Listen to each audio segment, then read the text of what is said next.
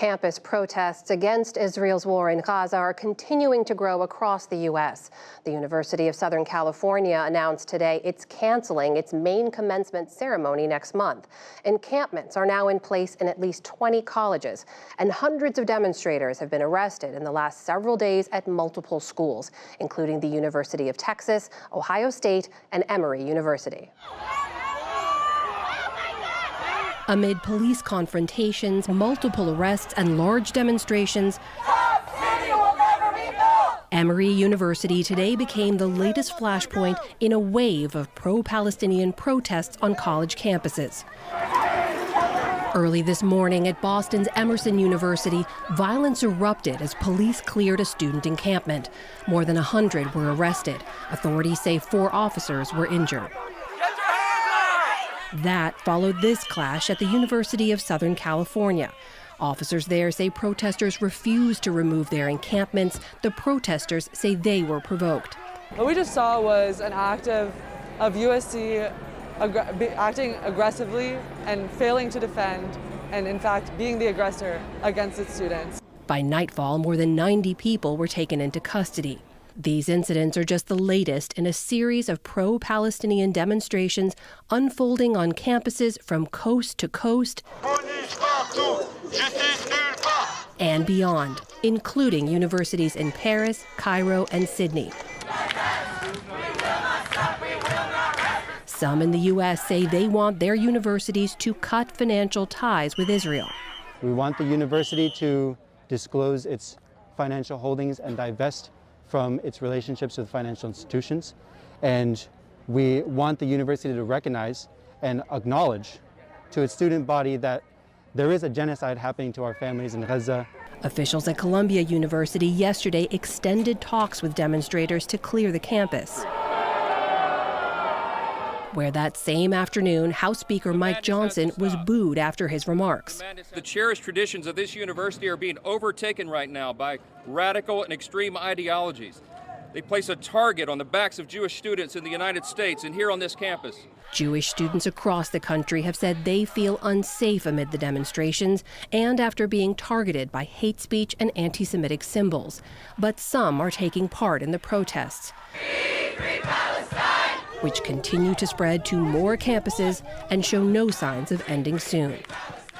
The protests have also reached Vanderbilt University in Nashville, Tennessee, where dozens of students have faced suspension, expulsion, and even arrest for their participation in recent protests on campus.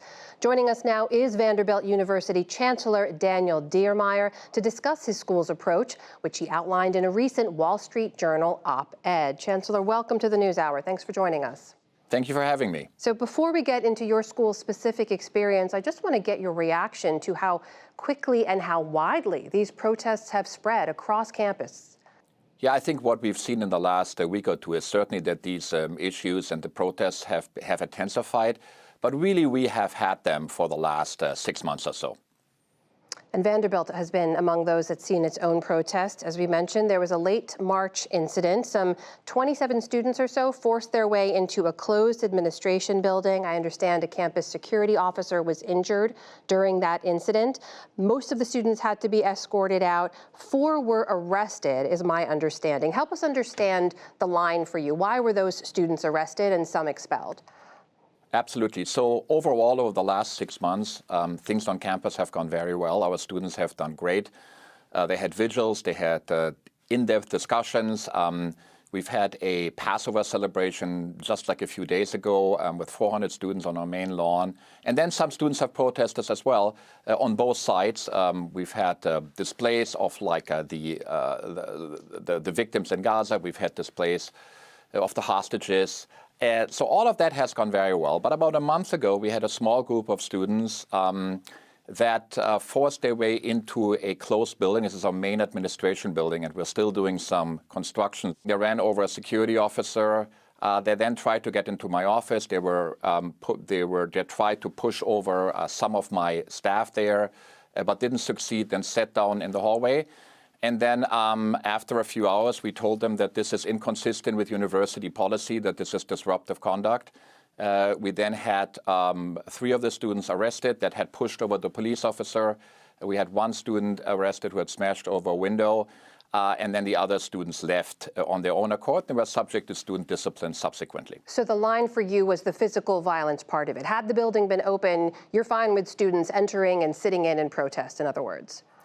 Well, the issue for us is whether you're disrupting university operations. Now, certainly, when you are forcing your way into a closed building, closed for construction, and you're injuring a public safety officer, that line has been crossed. The critical question for us is always, are you protesting and making your voices heard, or are you engaging in disruptive conduct?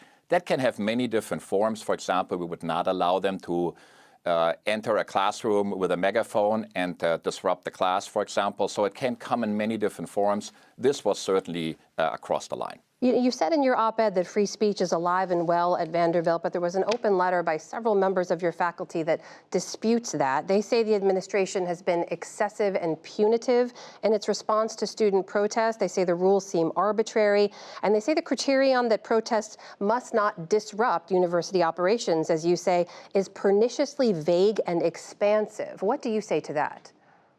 Well, I think that this particular issue has absolutely nothing to do with free speech. As I mentioned before, there have been many expressions of student protest on campus. The issue for us is, in this particular case, was that the people forced their way into a construction building and injured a police officer.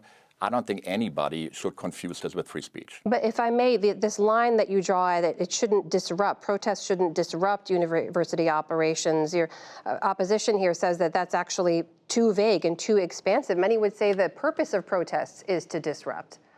I think the purpose of protest is to make your voices heard. I don't think the purpose of protest is to, injure members of the staff or to disrupt classes. One of the things the students were asking for was a student-led vote, a referendum in essence, asking for the university to divest itself financially from any financial ties to Israel. My understanding is you did not allow that vote, that referendum, to move forward, which then, of course, leads students to say that their free speech is being violated. So why not allow them to discuss that and hold that vote? The university has three principles. One is free speech.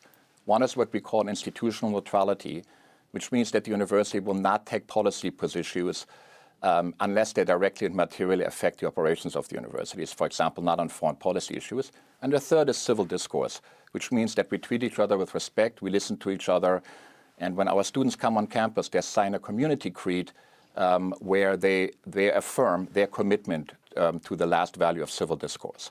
The students then wanted to have a referendum to use student government funds to basically boycott any firms that had connection with Israel. That in Tennessee is against the law. Even the vote itself would have put our state funding at risk. And so as a consequence of that, we did not allow the vote, and because it's inconsistent with Tennessee state law. But I want to be clear that calling for the boycott of Israel is also inconsistent with our stand on institutional neutrality. Chancellor, I have to ask, if you believe that you and other leaders are handling these protests well, that you are hitting that balance between free speech and safety, why do you think that the protests and objections are spreading as rapidly as they are? I mean, is there a chance here that you are not necessarily hearing the concerns of your students in the way they feel they need to be heard? I need to distinguish between what's happening on my campus. And on my campus, this was an isolated incident that involved 30 students. What other universities do and how they handle that, I think, is something that will depend on their context. All of us will be tested. Our approach has been that we've been very clear about our principles, the principles I just stated, and that we will enforce those principles. And that's the way we've handled the situation. That is Vanderbilt University Chancellor Daniel Diermeier joining us tonight. Chancellor, thank you very much for your time. Sure, thank you.